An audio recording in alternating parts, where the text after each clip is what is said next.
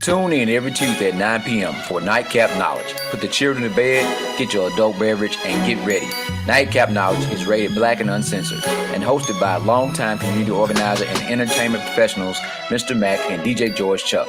Real talk, real issues, real solutions. Nightcap Knowledge on Facebook, IG, and Twitter. Tune in and share.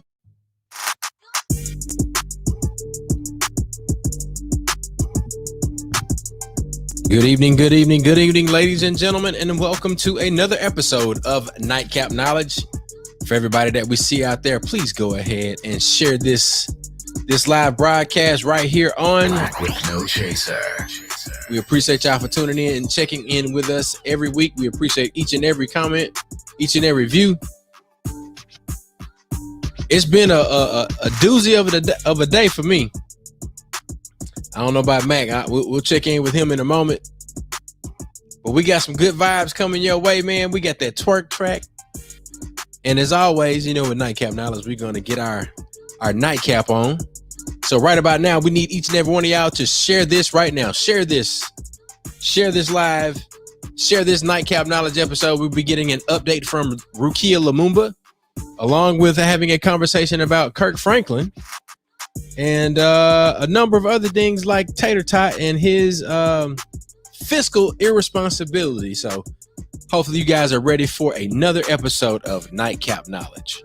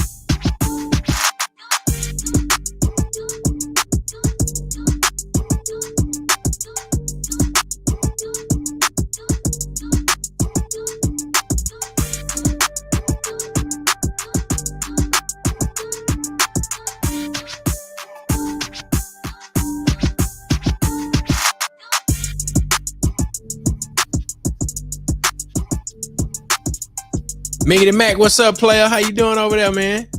What's the deal, Pickle? DJ George Chuck. I'm in here, man, just getting relaxed and getting ready for the show, brother. Yeah, man. Look, you got some new lighting over there. It looks like the ambiance is coming together. Look at you, man. You're feng shuiing over there. Yeah. About to do some Tai Chi in this thing. All right, man. Get it in. Oh, Look, my bad. So we already got people chopping it up and checking in with us tonight. Shout out to Jared Jasper and also Clifton Jeffries. And he's asking what the topic for tonight. The topic for the night, we'll be getting a community crisis response update from Rukia Lumumba, who is a Tougaloo alum, as well as the executive director of the People's Advocacy Institute. We'll be talking Tater Tot and his fiscal irresponsibility as it relates to turning down $600 million. I don't know anybody that can turn down $600 million. I don't know. Well, now I do know somebody.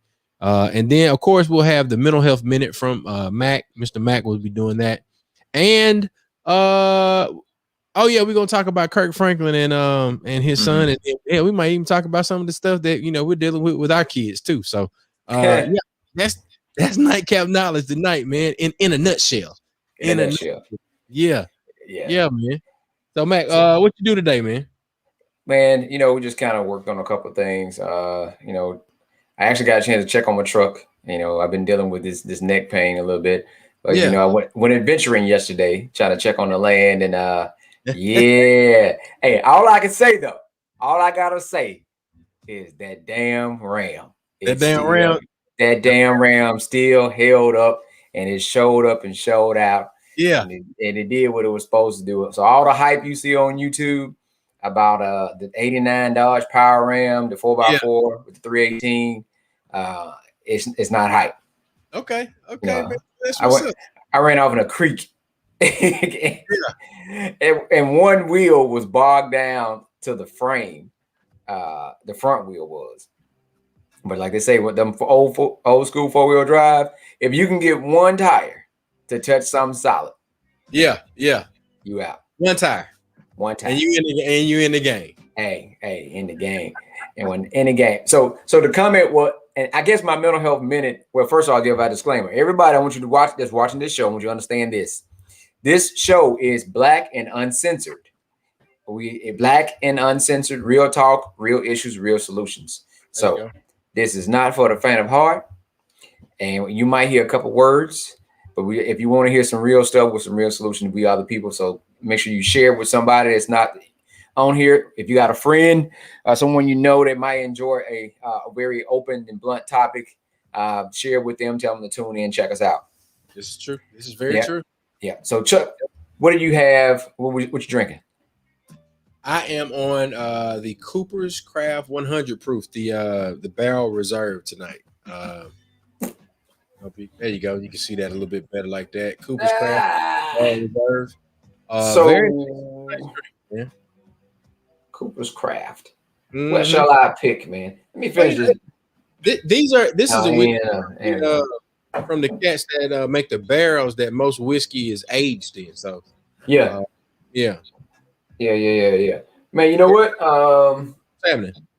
I'm gonna go ahead and finish this Macallan 12. I'm gonna go ahead and it's been a while since I got on this Macallan 12. So my mental health minute today actually is gonna come from what happened yesterday. So as we were trying to cross the creek, we got across there at the tire ran off the little makeshift bridge and got back, and then it was able to get back on track and get back up the hill, check out the land. Everything was fine. On the way back, after I got across the little makeshift bridge again, I ran into another issue and got stuck. And my daughter said, and she was laughing. She was like, "You should have prayed." I said, "I did." Mm-hmm. And we kept trying, and I got out. So I came and I told her, I came to this while we was driving. I said, understand this. Sometimes when you pray, it does not mean that God is going to prevent the situation from happening to you. But what your job is to have faith that you are going to make it through it and not give up and stop trying. All right. So it don't mean that, that I wouldn't, just because you pray and you bless the truck and the travel grace, don't mean you're not going to go through a situation. But the thing is not to give up and to have faith that things are going to be okay. And like I told her, anybody that knows about it, and Chuck, driving in the mud and up in the woods, as long as you got momentum on your side. Yeah. Now, if you let that truck sit down and get still, you might be in trouble. Yes, sir. You might be in trouble. So, and then I had some issues with it, but I told her today, I said, my goal was, I had my motivation was I cannot be stuck in this woods with my daughter. Yeah. And I said, and I got to get her back home.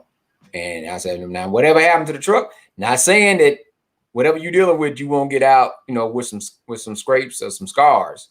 So it was like, whatever it is. But my goal is get out of this mud and get back down 55 back to Jackson. Yeah.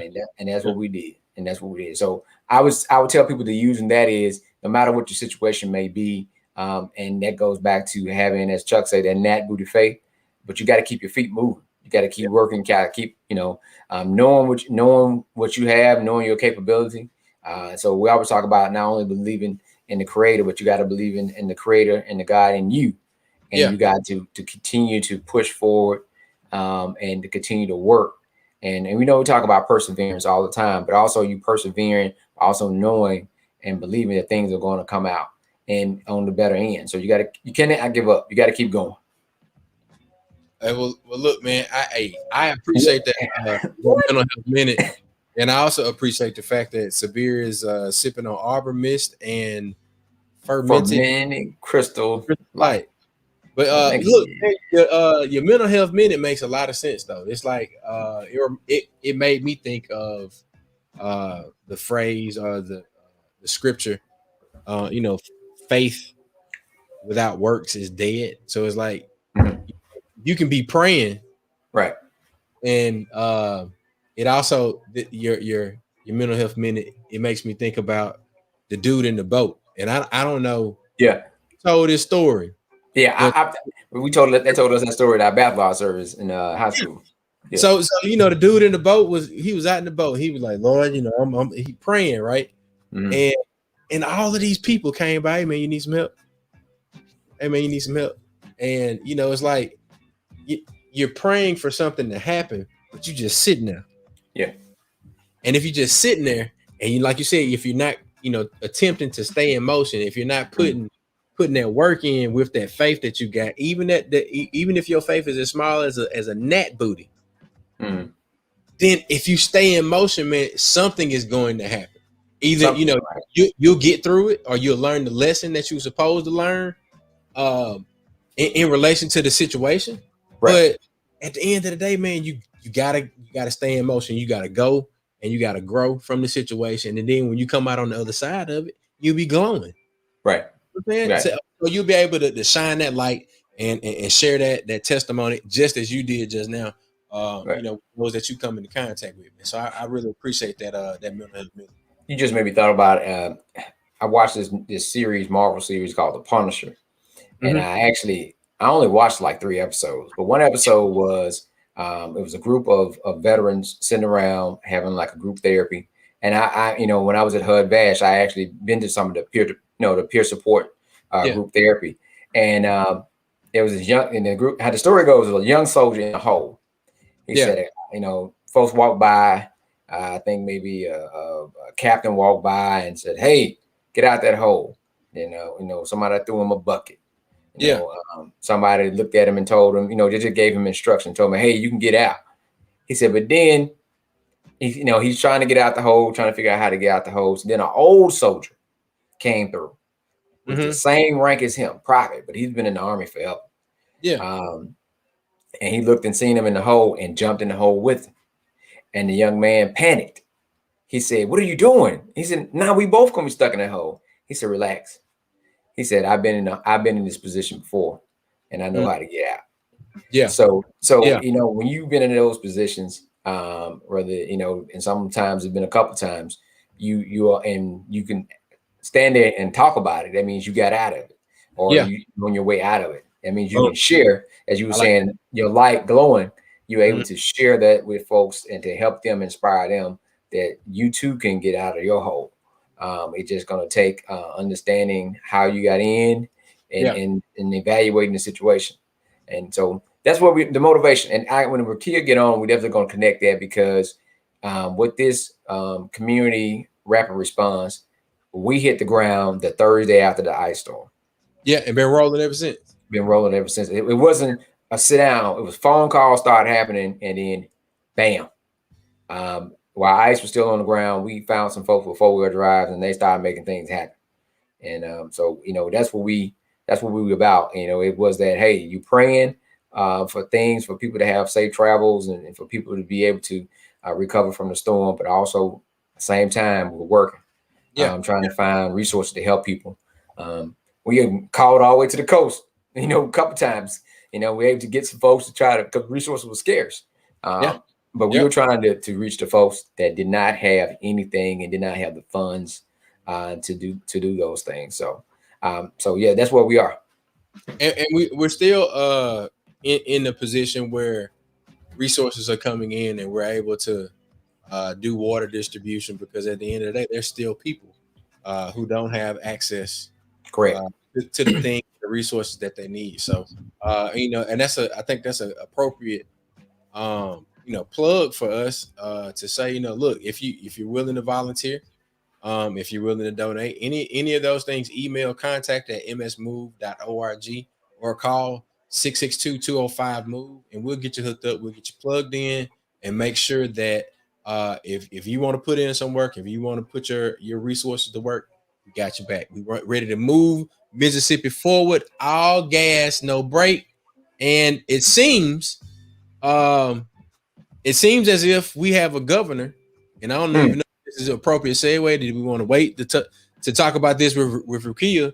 But we got a governor that does not want to move Mississippi forward. Do you want to get into that now, Mac?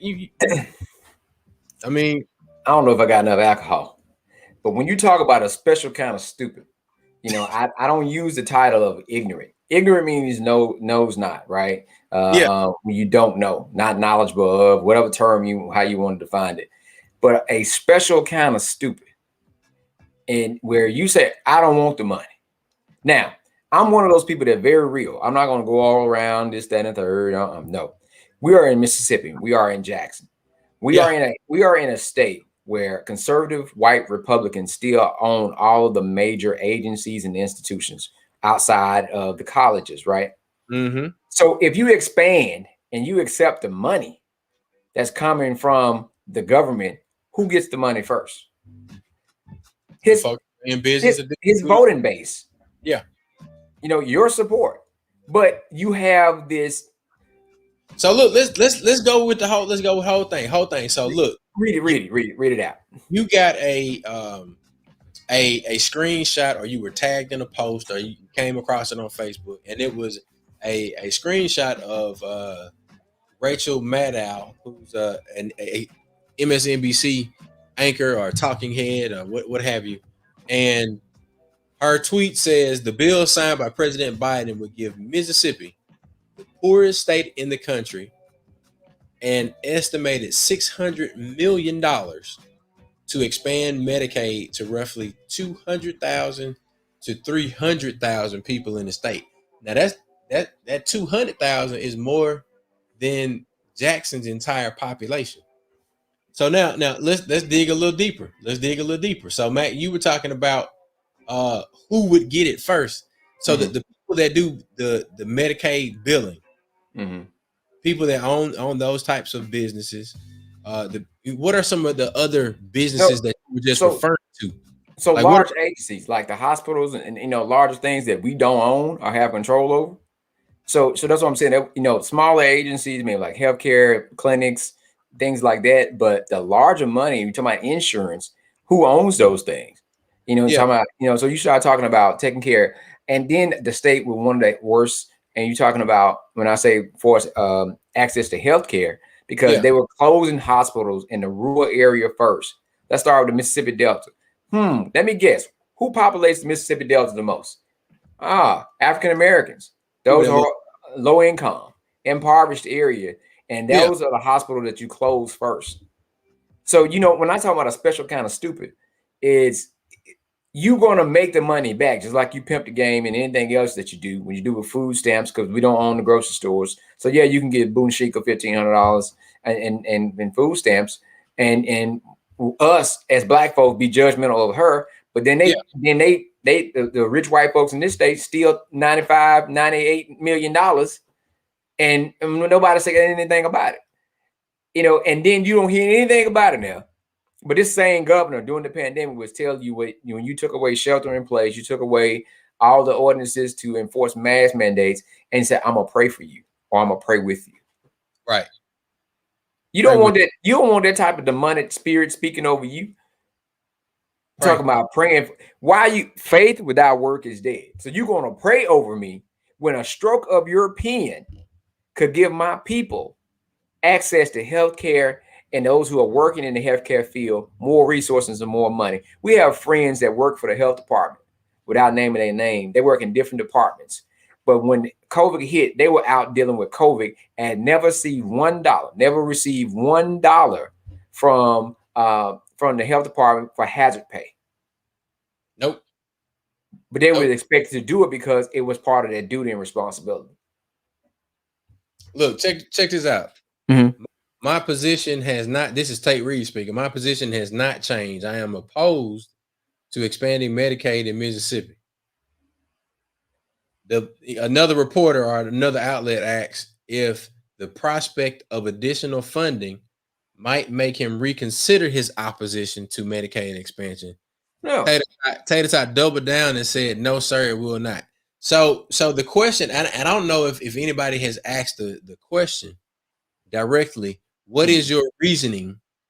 Like, what is Tate Reeves' his reasoning for his position against Medicaid expansion? So they were saying like the state had to put in 10%, right, of matching dollars, and they do this. And when when it was running for election in 19, it was a conversation like when the public transportation commissioner was running, Mm-hmm. and it was like they do it all the time when it comes to that type of grant, that money. You know, they might give you 80%, and as a state, you got to put in 20% for dealing with infrastructure, road, and bridges.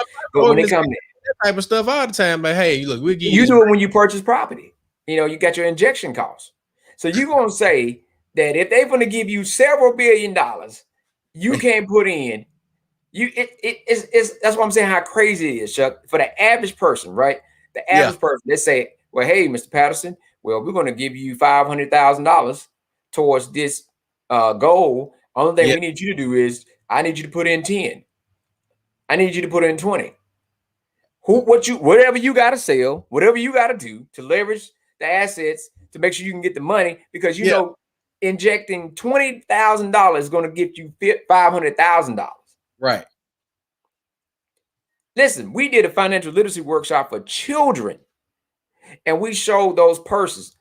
And the young lady was looking at the purse, and she was saying, I forgot how much it was. I don't know, it was doing, but whatever purse cost like $1,500. She said, we asked, which one would you rather have? A purse with the purse that costs $1,500 with $5 in it, or a purse that costs $65 with $1,500 in it? That little girl said, I want the $1,500. Now, as a child with common sense, to say, I'd rather buy less and have more money.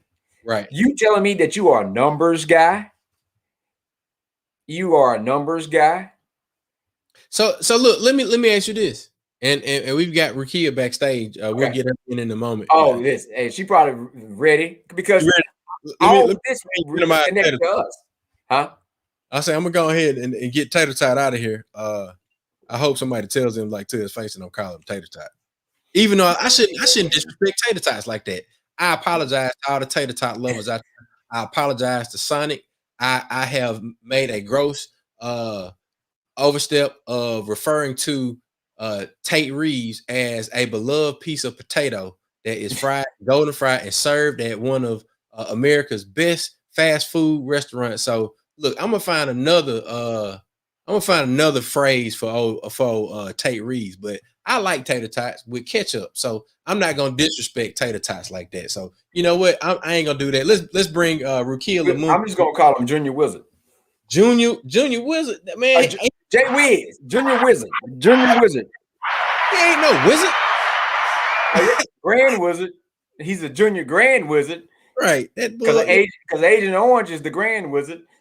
But anyway, hey, Rukia, what's going on? You know, we just getting on our soapbox talking about Captain Stupid over there and his and how it affects, because everything stops with him. The work that we're doing with the water crisis, the health care. We start talking about justice reform. You're gonna pray for us when a stroke of your pen could change all the stuff that we out here fighting, throwing rocks at the tank with. And you could just one stroke. But anyway, go ahead, Chuck. I'm on mute.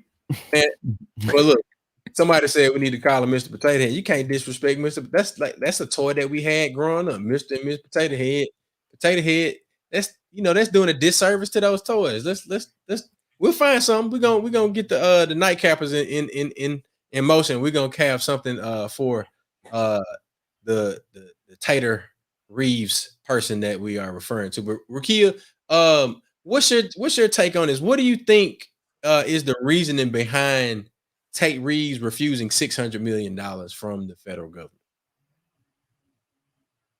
You on mute. You have unmute. You got to unmute yourself, Rukia. I can't. There you go. You know, the unmuting is important. Yeah. I am somebody's auntie. It's all good. Right. Okay. So I think it's what everybody already knows, and that is white supremacy. Mm-hmm. And the reality is that folks are willing to fight against something that actually makes sense for even its base. So for even his base, he's willing to fight against it just for the sake of saying that he did not bow down to a progressive agenda. And that's not a strong leader, right? That's a weak human, right? And so when we are unwilling to do what is important and good for the majority of people for the sake of our own personal political agenda, right? That's that's criminal. I mean, it's critical, and it's kind of criminal, right? Yeah, it's definitely criminal. You said it right the first time. It's criminal. What person do you leave money on the table when there's money to be made? Do you leave your window down in the open parking lot with $600 million? Mm-hmm. I mean, I don't know anybody that's willing to do that. I mean, I wouldn't park my truck full of DJ equipment in anybody's neighborhood and then hit the button and try to alarm it. If you're trying to move Mississippi forward and you're trying to do everything within your power as a leader, then whatever you can do. I think the perfect example of somebody that says, I want to do what's best for the people that I represent or the people that are connected to me. Killer Mike said, all right, well, I want to get the trades back into school, and I want to get trades in front of the young people that come from the place that I came from. And he started talking with the Republican governor. And the Republican governor said, well, you know what? I think this is a good idea. Killer Mike got what he wanted. The schools are now getting more resources to put trades in front of Georgia high schoolers before they graduate. And if I'm not mistaken, Georgia still has the Hope Scholarship, where if you graduate with a particular GPA, you can go to any state institution for free, which is funded by the Georgia lottery. And we got a lottery now. So we got all of these things in place where people could have access to healthcare, which would, put them in a position to where, one, they may not have to pay for healthcare, or they may not have to spend as much money on healthcare, whatever that particular sliding scale might be. And then if we could use the money that we have flowing through our economy. Now, I'm not an avid lottery player, but when it came, I said, you know what? I'm gonna play the lottery because it's supposed to go to these types of things. We won't even do right by that. Man, listen, as Jay said, Mississippi is happy being Mississippi. And that means that the conservative, impotent leadership that we have in place. And I got on that soapbox this morning about him. He has nothing but white male appointees in all his top positions. Mm-hmm. There are no women, and there are nobody that I know of color that he has appointed to top key positions in across the state. And so you dealing with that, trying to hold on to your superiority and trying to be somebody because you're really not, and so we dealing with that type special kind of stupid that you will you're okay with being in the losing group, as long as you don't have to do anything outside of your quote unquote comfort zone. And right now they're in the punishment mode, Chuck. And I know Rukia could probably shine some light on it. They are mad at a progressive agenda, and because who won the presidency, and because somebody put in their head it was conspiracy the reason they lost. So now they're trying to punish minorities and African Americans, especially with voting in Georgia and other places. They are trying to punish us because they won. And so because they lost, they want to punish you to say, hey, well, we're going to show you. And that's the type of stuff that we're dealing with right now. And that's the type of mentality that this person has, where you're going to punish your own base, your folks in your own state, because you're trying to hold to a certain heritage that you probably was too weak and too scared to fight in the first place. It's because eventually the folks at the bottom gain access to something. Right. They're not trying to punish I mean, in a sense, they are. They have it's a fallout, but at the end of the day, it's about the end result. It's 200,000 some folk gaining access to something that could potentially put them in a better position. Yeah. And allow them to elevate themselves, become more healthy, mentally and physically, gain access to different things, information, access to services. So but man, look, let me not cuss tonight.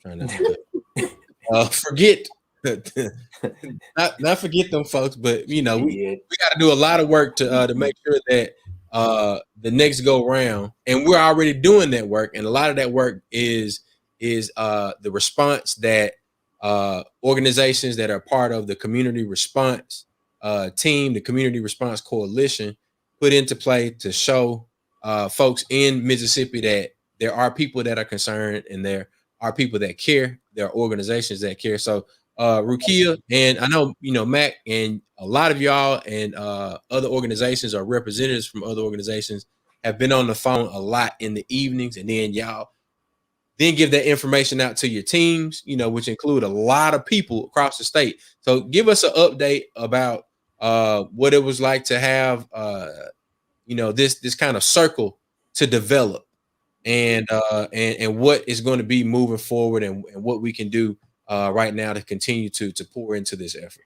Now Chuck, Rukia is not going to tell anybody, and not going to start off. Rukia started the conversation, the phone calls. It started off with a circle of phone calls that she would not wear the title of a lead coordinator, but she started making these calls. Yeah. And folks saw the efforts of what folks on the ground was trying to do. Yeah. And right now it went global, literally. Like the little stuff that's happening right now in Little Jackson, Mississippi, is global, of how the community is stepping up to take care of itself. So Rukia, give folks some backstory and tell them what was going on presently and where we headed. Yeah, no. Thanks for that, Mac. And just taking a step back to just talk 1 second about the governor. I think that we really have to just come to grips with the fact that change is only going to happen when we put enough pressure, right, on that entity. Also, we just have to stop trying to create logic from people who are illogical. Hello. Right? And I also think who said it best? It was somebody that said, we keep trying to appeal to the moral compass of our oppressors when they have no morals. Right. That really impact that they see as what they see as morality towards us. Right. And so I think that we gotta stop trying to create some sense out of it. Right? Yeah. You'll drive yourself crazy trying to figure out how to make sense out of nonsense. Out of nonsense. But then also, I also don't want us to ignore the wins that we've had here, right, in our attempts. And so people nationally and locally will talk about all of the bad things about Mississippi, but what about all of the amazing things? What about all of the resistance and wins that we've had? Yeah. When we're talking about Killer Mike and him working with the governor, well, we had that happen a couple of times right here in Mississippi and right here in Jackson, where we had our mayor cross party lines and really have a real conversation around keeping our school board intact. Our school system intact to prevent takeover. Right. Yeah. Right? We saw that we saw the mayor here even has consistently reached out to governors both prior and now to push for water infrastructure support. And we see that even the little bit of support that this current governor gave came only after he got called out on national TV, right, and on local TV by this current mayor. And so I think it's important to recognize, like, when the work is happening and when we see it here on our own home front. I think also we've seen a number of wins and pressure placed on this governor by a lot of our young people. When we look back at the Black Lives Matter protest that happened last year, and that really did put enough pressure, in addition to the young people at Ole Miss who said, we will not play sports, we will not play football unless we will hurt your cash cow unless you take the state flag down. I think that was an example of a win, right? And then you look, and it was pressure enough that he had no choice. The governor couldn't even veto that one, right? He vetoed everything else, though, right? Everything. Else. Yeah. But he couldn't veto that. and I see that as a win.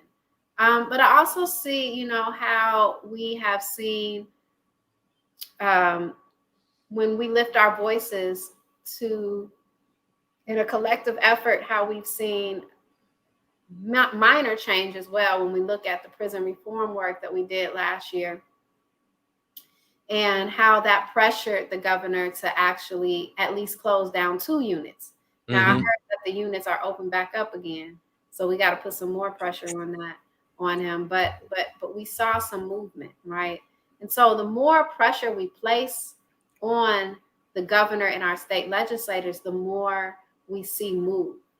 And we've learned that over and over and over again. And so I think it's really about us like just going back to some of like our old school, you know, learnings around educate, you know, motivate and organize. Like we gotta really ensure that our people are fully engaged in this process of lifting our voices, because when we come together in mass and demand something, we see some change.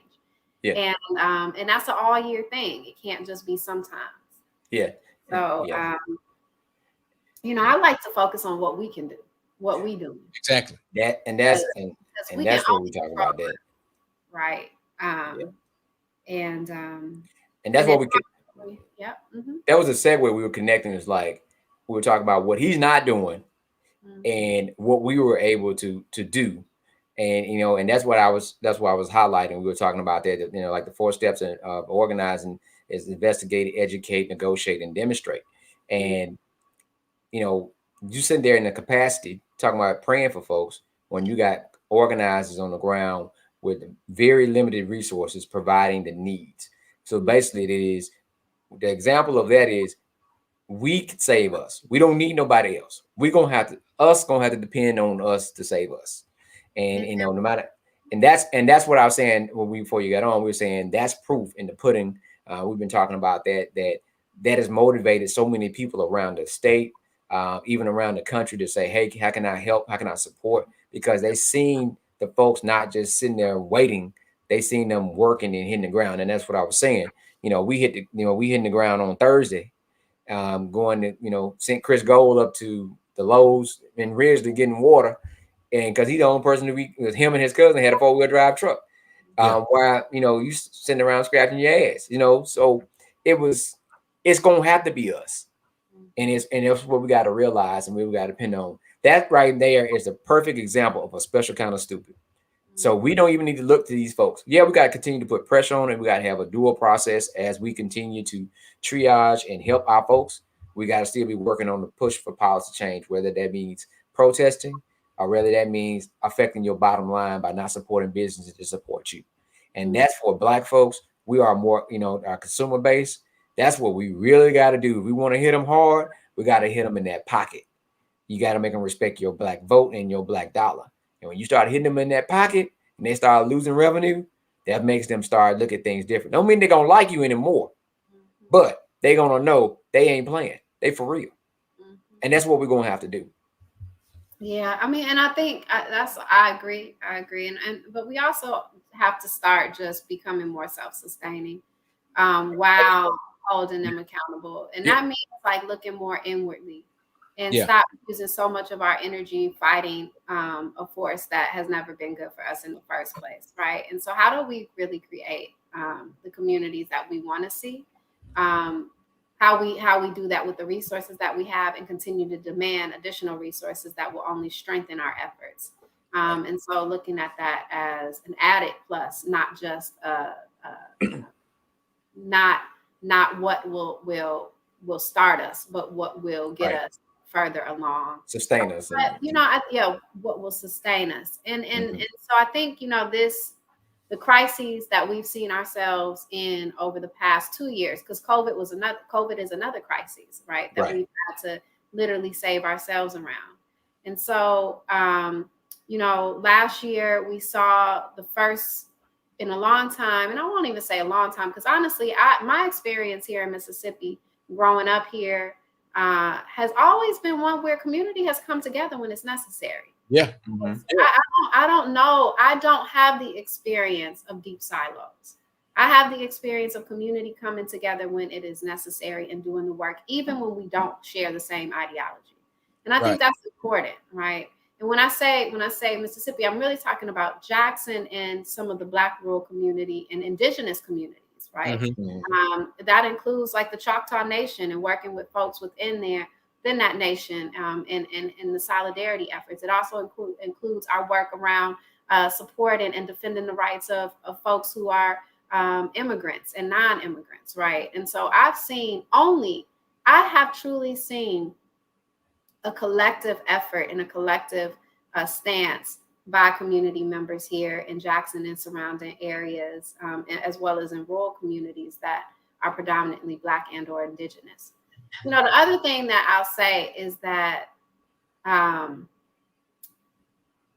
this current crisis around the water was definitely, it hit us even harder than I would say COVID. The length of COVID has hit us drastically. The immediate impact and devastation that this water crisis caused, the trauma that it caused, was quick, right? Like, it wasn't like COVID that was prolonged, right? And that we're still dealing with. This water crisis and this winter storm was quick. We saw people die of hypothermia, right? Because they didn't have heat. We saw and didn't have electricity. We saw folks unable to get food in their stomachs for days, right?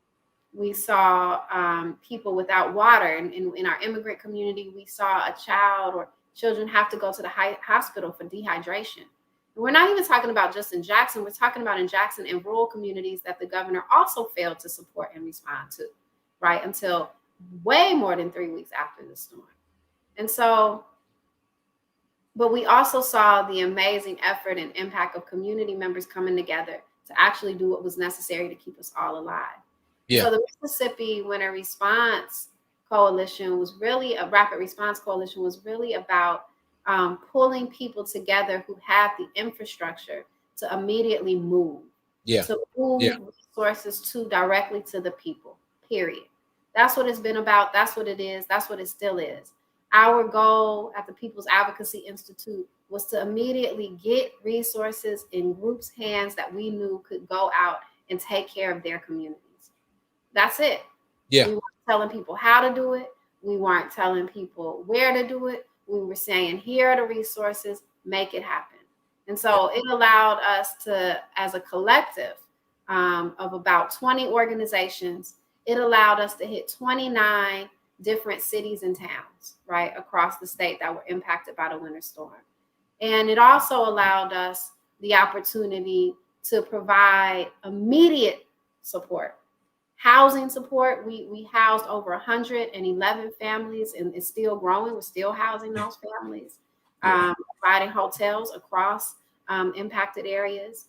It allowed us to provide direct financial assistance to community members who were in need of immediate assistance because they lost all of their groceries or they had very high utility bills as a result of the storm, or a number of other reasons, roofs caving in, all of the things you can imagine that happens after a winter storm. So we were able to provide over $20,000 in direct payments to folks.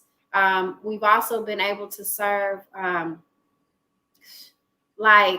don't even have the exact numbers. I have just the numbers of the Jackson surrounding areas, and we've already served over 12,000 people that I just have numbers for from last week around like how many people we've been able to serve water and hot meals and provide grocery boxes to. And this is a collective effort. I'm not talking about just the People's Advocacy Institute. I'm talking about the collective of organizations. And that doesn't even include the rural communities that the numbers that we've assisted. But when we come together and we really use our collective wisdom and our collective strength, I think we see some real change and some real impact. And that's what we saw during the storm, is the impact. But most importantly, I think what this opportunity has given us, what this crisis has given us, is an opportunity to think about how do we continue collective efforts around specifically climate justice. So one of the things we know is that storms like this are going to continue to happen. We will experience more winter storms in the past. We will experience worse hurricanes. We will experience worse tornadoes. And how do we actually become prepared to deal with that? I think right now, in the same way that we built infrastructure, how our immigrant community built infrastructure around the crises and the trauma and the horrific event of the ICE raids that we had in 2019 on August 7th, when children were at their first day of schools and their parents were being arrested and picked up and detained in prisons across Mississippi and Louisiana for literally just working and living, right? Mm-hmm. That crisis calls to create a solid infrastructure that will prevent ICE raids of that nature from having such a great impact on our immigrant community. So now from that, you have now developed the Immigrant Alliance for Justice and Equity, which is strong and has chapters in over 8 different counties throughout, 8 different cities throughout Mississippi, including in Jackson. That's important. And I think what we see here with this winter crisis storm is the growth of a climate response coalition, a team that's saying we're going to create hubs across our impacted areas to ensure that the next storm, the next climate disaster that happens, that we're better prepared and we can mobilize immediately. I think we did really good this time. We were out there within 2 days, right? Yeah. Many of us risking our lives, literally risking our lives to get people hot food, water and heaters. And I'll be quiet. I'll be quiet for a little bit. Yeah, go ahead. No. We not saying anything. No, we want you to keep telling it, because that's what the folks need to hear. And I think I told you this this morning. We were saying this morning, folks haven't heard the coalition tell the story. They have heard folks. They haven't heard to talk about what's happening and how. I remember for some of the vendors that we used to help feed folks, was like they never saw it like this, where you had folks almost like third world country for water in the middle of Texas. And my great uncle talk about a Western where they were killing folks for water. It was like, water was worth more than gold. So you had folks that were just appreciative of a bottle of water. When you had senior citizens in an apartment complex where people are paid to take care of them and tell you that we thought folks forgot about us. Yeah. Had nobody been over here to check on us. Had nobody reached out to us. And it is, so that does something different. That upsets you in a whole different way. But it motivates you to say, I want to do more and I want to prevent any of these things. Some things you might not be able to prevent from happening, but what can we do to be better prepared? And now, go ahead. I think our efforts have also created a blueprint for the future, right? That's what I was just about to say. We got a database and everything now. We have a database. We also, immediately have developed a hotline where people could call in and tell us what they needed, and then we immediately dispatch people out to drive however far it is, whether it was an hour or 2 hours or 10 minutes, right, to get them what they needed. But I think the other thing that it helped us do was also it gave us the blueprint around what does it look like to not wait on people to call us, but to actually call our people. And so we've done over 7,000 wellness checks where we called folks in Mississippi, in the central Mississippi area. A goal of calling 10,000 folks, but so far we're about up to 7,000 folks, where we called and we said, how are you doing? What is happening with you? And this happened immediately when the storm happened, right? So we started calling folks at that point to find out, what do you need? What are your circumstances right now? And people were just so thankful to have a phone call. Some people just were like, well, can you stay on the phone with me just for a little bit longer? Because people were scared. Right? Scared of what would happen to them next, right? But then also people were able to let us know about what their needs were. I think it also taught us the importance of helping people realize that not every effort is necessarily a government effort, but sometimes it's just a community effort. So we have to constantly remind people that this is not something that's coming from the government, because when you say it comes from the government, people have a different they have a different way of receiving. They feel like it's something that well, if the government is giving it to me, then give it to me, it's mine. Their attitude shifted a little bit. When they heard other community members doing it, they were like, oh, just thank you, right? So it's important to let folks know where it's coming from as well, right? So that they can feel that.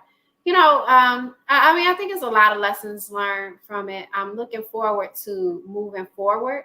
And our next steps are about building this climate justice infrastructure, this rapid response infrastructure, ensuring that our folks who are living in the most vulnerable areas of our community, and that they have the rapid response kits that they need, right? That they don't have to purchase themselves, because nobody who already is living on a fixed income should have to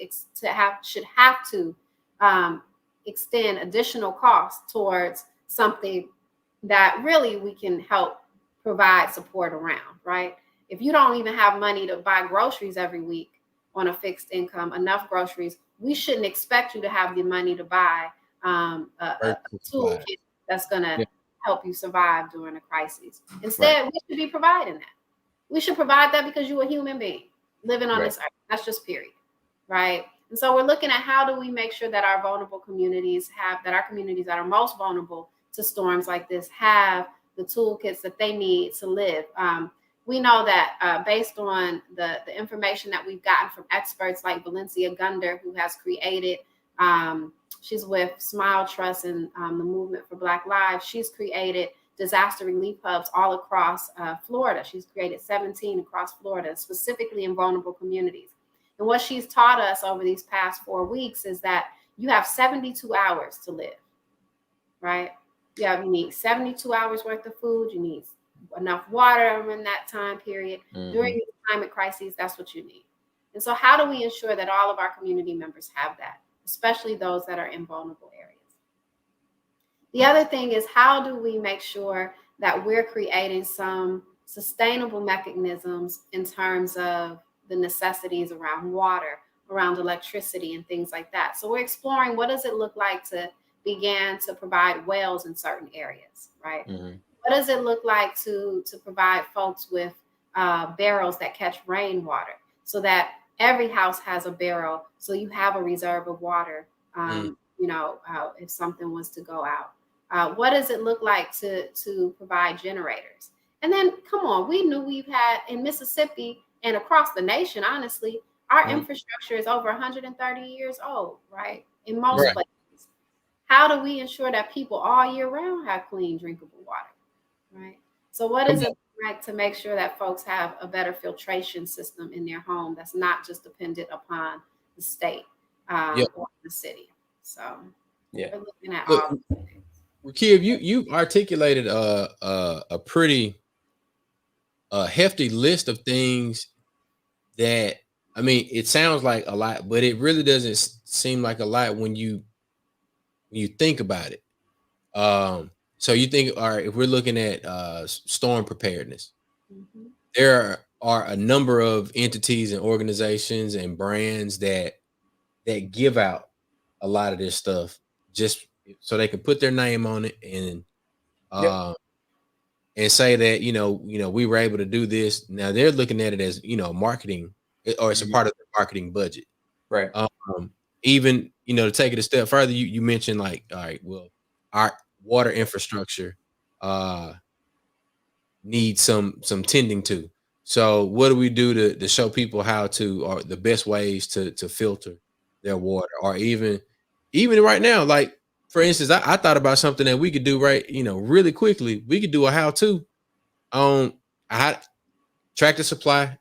We say, all right, we're gonna send you a gift card to Tractor Supply, or if you can make it down here to the Mississippi Move headquarters, or wherever we have a big open parking lot, and say, we're gonna show you how to set your barrel up to catch rainwater at your house. And we can send you a link to this video, and you can just look at it on your phone step by step. And the next time that this happens, because as you said, we know that this is going to happen. We know the inaction from our government, but as community, we have mechanisms and infrastructure in place to respond to the needs of our community, and then also not even just respond, but to be more prepared And that's what I hear you're saying, is that we want to be prepared for the next time, because there, I don't know what the stat is, but there's a real possibility of Katrina happening again. Yeah. The sister described as our winter storm was really what they call a Arctic blast, right? And they're part of the global warming that folks said don't exist, right? So, but we, some of us, we talked about this too, that hey, we live this life of trying to have certain stuff and being prepared and live by the motto: if you stay ready, you ain't got to get ready. And I think 2020 and 2021 has showed us where the majority lies, where they stand, and how they feel about the average person. From this pandemic, from the response to everything, that means we have to be knowledgeable, we have to be self-sustaining, we have to quit being distracted by foolishness. We have to start to putting us first. That's part of what we need to be selfish, is to be putting us first, and learning, having these conversations with your family. Like, if something happens, where are you going? And when you have to evacuate your home, where are you going?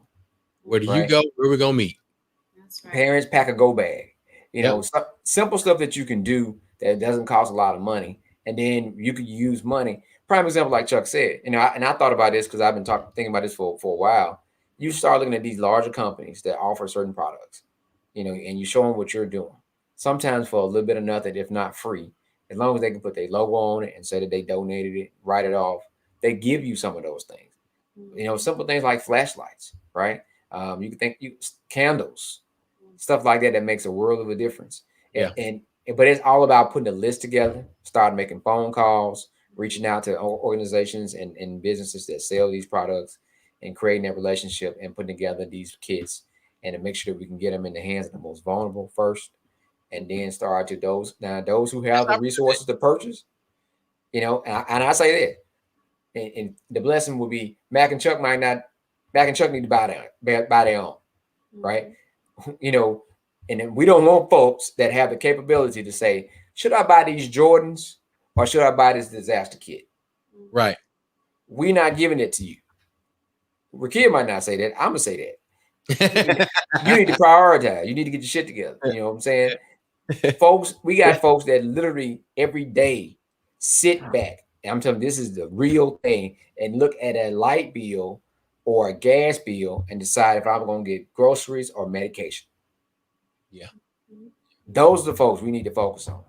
Yeah. When you have parents going without eating to feed their children. That's a good number of folks that live here. You know what I'm saying? I just want to be a large number.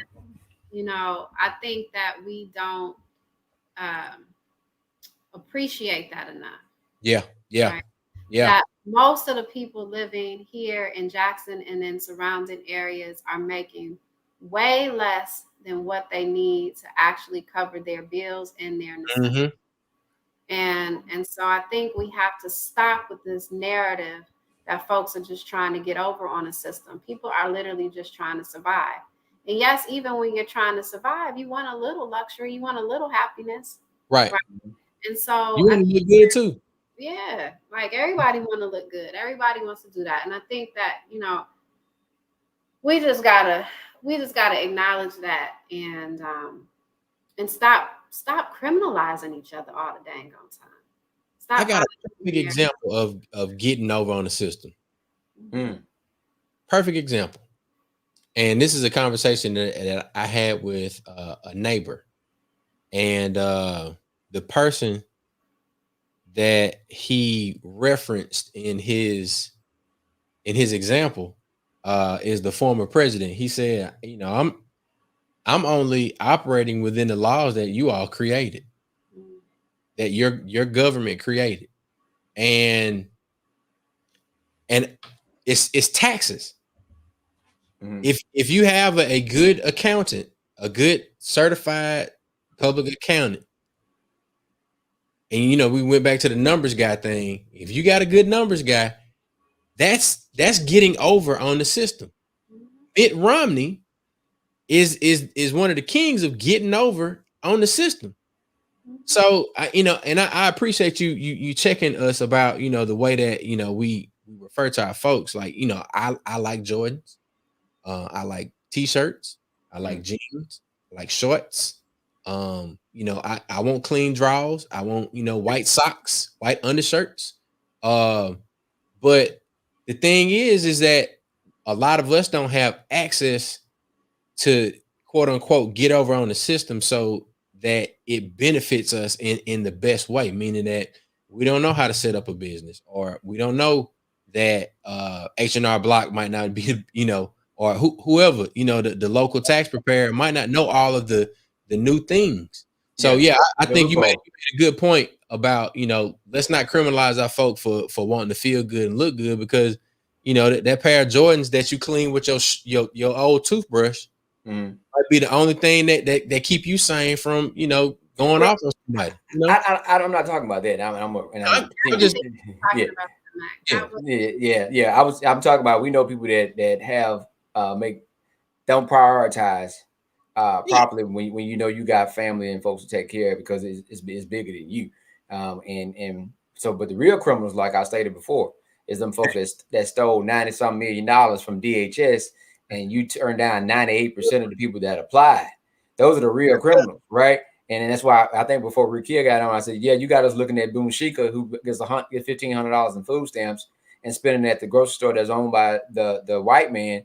But also, we don't talk about how 45 got in there and dropped 6 bombs that were worth $1 billion a piece in his first 100 days. So we see us and we talk about that. But I'm saying for us, we got to understand, we don't have no time. This is what happened. You see what happened in 2020? We see what happened. We don't even know what's going to happen in 2021. We're still in March. And we got a long road to hoe about make sure that, I'm just saying, this is March, right? You know what I'm saying? And then they went to a Klan meeting and decided that they were going to roll back all of the stuff they put in place to protect us from COVID. So not only you deny us the access, so we deny us access to healthcare, you're not providing the resources that's needed, and then you took all the legal things to hold folks accountable to be safe out the way. And then you don't respond when you have a crisis. So it's got to be us. It has to be us to make sure that we take care of us. And for those of us who are in certain positions, it's our responsibility to learn as much as possible so that we can continue to teach. That's why we do the 444 workshops, talk about financial literacy and educate our folks about all this stuff, but also talking about preparedness and being ready. We have to be ready. This is not conspiracy theory. It's not you said the government out to get us. Hell, they ain't got to get you if they don't try to do nothing to save you. That's the same boat. They ain't got to get you. I'm just gonna let you drown.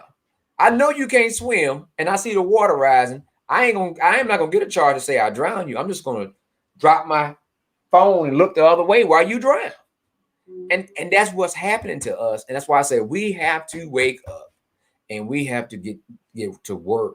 And for those who are capable to do so, let's help others. And like I said before, sometimes you got to help others while you're struggling yourself. Yeah. I know. Go ahead, Mac. I'm sorry.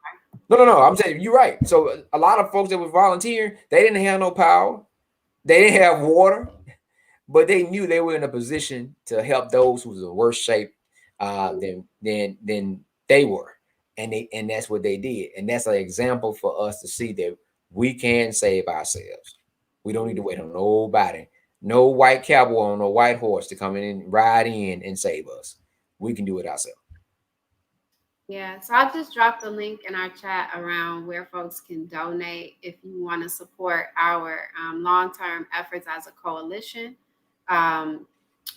towards this climate infrastructure fund, rapid response fund.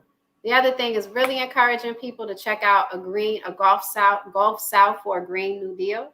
That's is based in the Gulf states of Mississippi, Louisiana, Arkansas, and Texas. Really important for us to look at that. We've seen significant climate change in those areas. And so the Gulf South for a Green New Deal is really about Southern organizations coming together and saying, we want a Green New Deal. We want to see something better for our folks and fighting for that. It's led by a Black woman, Colette Pichon Battle. So really check that out. We also want folks to check out the Red, Black, and Green New Deal that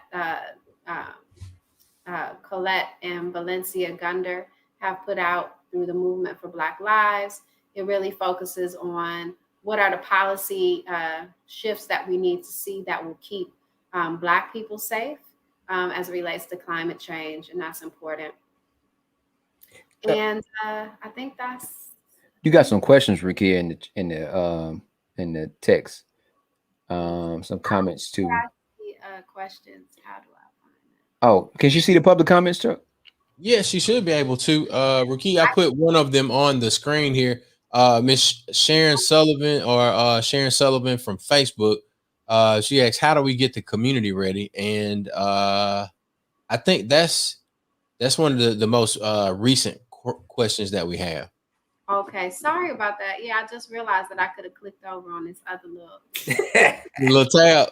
Yeah. Sorry, everybody who's listening. I apologize. I'm a little slow tonight. Oh, you missed Jasmine's shout out. Then she shot you out, came in there early, so you gotta go back and look at. I thought you saw. Love you much, sis. Jasmine has been saving us and representing our people on the federal level for a long time. We got to give her a lot of love. Like, she been taking them blows for us. Like, hard work. Like a champ. So thank you, Jazz. How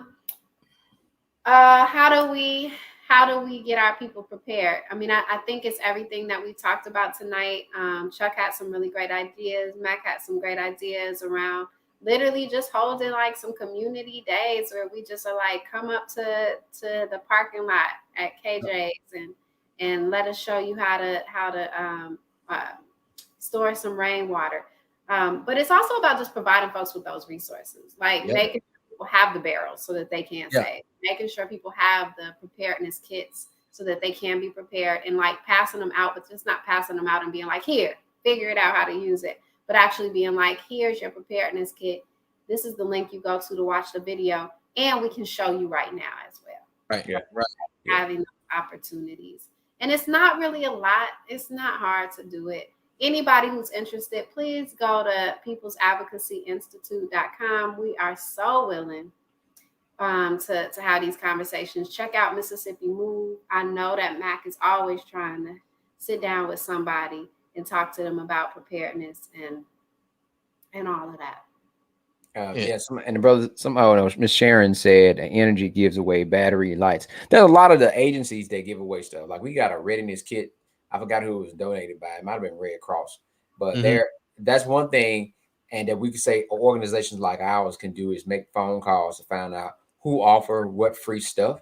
Yeah. And we can start with the list that we already have access to say, hey, this is a list of people that we know that are in need, that we've been servicing. Let's make sure we get this list of folks, the readiness kits that we can get, whether it be from Energy, Atmos, Red Cross, or whoever it may be. And so, like I said, that's part of the thing about the heavy lifting. Now you already have a concentrated group of folks that you've been assisting. Let's start providing them what they need first. And as we expand, and we can do the legwork. Let's call the places. Let's find out who give out what, and make sure our people have access to it. So look, I just did a quick search. So we got a list here, and this is ready.gov, and they've got a list. That's one we use all the time. Yeah, we got a list of stuff here where we can at least start sharing this. And for the folks that might have access to some of these things, like you said, Atmos or Entergy, in terms of batteries and flashlights and stuff like that. But man, some of this stuff we might just put out that call and make a donation day. Because I know we're planning an event, or have planned an event for that first weekend in April. Could we also say we put a call out for donations for these types of things? I don't know. I mean, it's something to think about, and I mean, it's something I think we can do quicker. Yeah, and we actually have put out a request for supplies for folks who want to donate. So if folks want to donate actual items as opposed to funds, we accepting it all down at 911 Palmyra Street. There you go. There you go. Just that's what I was trying to get to. We Drop the address again. I'm gonna put it. Hold on. Let me put it out down there as a banner. I got it. First, please. Don't just, or at least like come before you come, so that we'll be prepared. But 911 Paul Mara, PALYMRA Street, Jackson, Mississippi. Many thanks to Brother to Mac for getting us that space, and Brother Charles Muhammad and for helping us keep it together and making sure we have it. And people can call, folks can call or text our hotline and leave us a message letting us know that you're coming. We're there normally between 10 and 5. If you need to come earlier, then you just let us know. And the hotline, what's the hotline number, Rukia? Is 601-533-2445. Again, that's 601-533-2445. And Sharon, I see you. You're not getting your updates from People's Advocacy. I'm making a note of that. I will reach out to our outreach person and make sure that we see what's up with that. You know, I'm trying to figure out how can you. Why don't you email me? let me do that. Let me drop my email address in the comments. Now I don't know how to do that, but I'm gonna go back to this private. Okay, you do it and then I'll make it happen. Okay. Yeah. Yeah, I think Chuck controlling everything over there. Nah, I'm not controlling everything. You know, sir, that is not how this works. We are equally empowered. But what I can do is I can use my expertise to make sure that we get the information to the people that need it. Get the email out there. Get the email out there. There you go. So if you're looking to reach out to Rukia, I'm going to have her email up on a banner in just a moment. And you can reach out to Rukia. Miss Sharon, you should be able to see that. Rukia at peoplesadvocacyinstitute.com. If you're looking to donate towards the Mississippi Rapper Response Fund, make sure you go over to www.peoplesadvocacyinstitute.com. I promise you, if you search it, you can find it. I promise you, if you just remember her name and remember the name of the organization, you can donate. And then if you're looking to, and we're gonna drop the number. I thought I had that in the banner already, but maybe I didn't. Give that number one more time. That number, okay, and just it's 601-533-2445. And just a reminder, like this really isn't a fund that's about one organization or one entity. It really is a collective process. Everybody that we work with, we try to make sure they get resources to do the work that's necessary. We know that we're all interdependent. We cannot expect change without the help of each other, without helping hands from each other. So, yeah, just want to share that. And shout out to Dr. Terrence Ware, one of the best dentists ever. So I see him on the chat. I'm just going to shout that out. Like, for real, if you want a good dentist, go there. I have never had such a great dentist in my life. And Ware. T. Ware. So I see that. Dr. You had somebody that up earlier in the chat, Rukia, said something to you. I'm trying to go back. Raymond? Was it Raymond? Probably. Is that Raymond Debnam Sr.? Yeah. And look, and we definitely want to thank each of you for your comments this evening. We want to thank you for the shares and the engagement that you've done with this live broadcast. One of the ways that we are continuing to inform folks and put the information out there, that way it can be consumed at your leisure. We love it that folks can tune in live, but the thing is, with the video, you can fast forward, you can go back, you can screen grab, you can screen record, you can do whatever you need to do. You can forward this information to folks that may need to see it, that might not be connected with any of the platforms that this is broadcasting on, but we can use this tool of social media to connect us and to educate and inform and motivate, and then therefore we get organized. And then when these types of crises happen, you're already plugged into the system, and then these text messages go out, the emails go out. The phone calls go out, and everybody knows what to do to get in motion. But one of the things I know that we will do within the next, let's say 14, 13 days, we're going to get some marketing information out there to where you can come and donate, right? We got a location for that. It needs to be between 10 to 5. We got a phone number that you can text, and let me get that on the screen. And then we'll make sure that we get that type of information circulating on a flyer that you can share with your text group, because I know everybody has a text group. So one of the other things that you can do is you can post it to your Facebook page. Maybe I'll even make a frame, one of those photo frames that says, let's donate to our rapid response fund. And then the only thing you got to do, even if you don't have any money to donate, you can at least change your Facebook profile to promote the idea of folks donating to this rapid response fund that's going to take care of our community. So we can say, I got it made because of us. Like, even in a storm, you can say, I got it made. That's just a plug for I got it made. You see? Yeah. I saw how you did that. I saw how you did that boy. But hey, honestly, that's the way that I got it made came about. It's like, if I can provide some sort of service or something that my community needs, I always have it made because of the connection that I got with the community. So I got it made. Look, there's a story behind everything. I got it made. Man, look, it's a sermon. Yard boy, Mississippi. There is a story behind everything.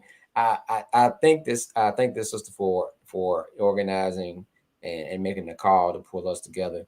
And I think about the African proverbs that Brother Hollis used to start off the trains. Him and Leroy started trainings off with, and it said, when spider webs unite, they can hold the mightiest of beasts. Right? When spider webs unite, they can hold the mightiest of beasts.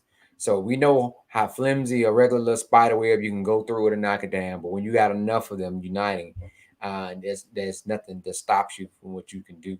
And that's what we are. We're using our guy old Sanders and peeped in there. Yeah, man, we got Uncle Earl in there, and Mac, look like you got one of your frat brothers in there. That's that brother Jasper's son. That's Jared. He at Jackson State. Oh, okay. Yeah, that's brother Jasper's son. He all right. I give you pass to who you is. No, we just waiting on him to come on in the room, baby. We just waiting on him to come on in the room. Hey man, look, keep out that blue and white stuff. Man. Hey, don't be no hater. But so what we were saying is that we showing folks what we can do, and we just the call to order of we have to get ready. And we had to get ready and step up and continue to work hard and to do better than we've been doing. And so for all of us that are doing good, the goal is to do great. Yep. And we got to keep pushing ourselves and set our standards. The brother that owned Pizza Hut said he knew owning Pizza Hut that he has a associate's degree. He now owns like 60 Pizza Huts. And he said he knew that he had to work 2 and 3 times as hard as the folks with a 4-year degree. So as Black folks, we know for us that trying to do this work, we might not have as much money, but we know we're going to have to put the work and continue to do what we can because we can do it. We've proven, in fact, we have the history books of doing a lot with nothing. We can do this. We can save our people if we work together and utilize our strengths. And we just need some assistance. We just got to believe. We talked about that faith earlier, is having faith that you can make it and that you will achieve as long as you just keep working and don't give up. There you go, man. And that's it. So, Rukia, any final words? Anything? Last thing you want to tell the folks, and get ready to get out of here. No final words other than I saw Sharon ask us the rapid response number, a referral number. The rapid response number is for referrals. It's for needs. It's for if you want to donate. It's a hotline number. Just contact it. We will respond to your request. It's best right now if you text the number because we had to close it for a little while so that we could respond because people began to shift from needing immediate water and food relief to needing more immediate financial relief. So we wanted to pause it for a little bit in terms of having it open as a call center so that we could respond to people's immediate needs. And then we're going to circle back to people's financial needs again. We're going to think about how to open that back up. So right now, the best way to use the number is to text us. and we will respond with a telephone call. So, yes, 311 with the city of Jackson. I would love to talk with you too about how, let's think about how we can support y'all. One of the things that we recognize is that private-public partnerships are really important when you're trying to create a sustainable city. And so one of the beautiful things about this hotline piece has been all of the volunteers that have stepped up to man those hotlines and to take all of those calls that we know y'all get, Sharon, all the time. Very difficult calls, people frustrated, people upset, and how you have to just kind of help them manage their anger and bring solutions. So, Yes. Thank you for all you do with 311. Would not want that position of 311. I'm just saying. I done got beat up enough going out in person. I just can't imagine being the person to take the call 311. I think it's a good time for us to wrap it on up, man. And look, we got to get to where this money resides for this rapid response hotline for the fund. We need y'all to drop them dollars and make them holler. We need y'all to get us to where the money resides and make sure that all of our people have what they need to do what they need to do. This is the Nightcap Knowledge, only on Black with No Chaser. And we appreciate y'all for tuning in. We'll see y'all next week, Tuesday, 9 p.m.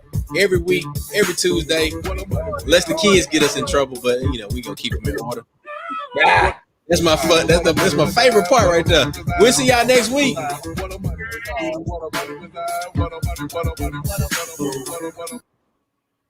y'all. I see y'all later.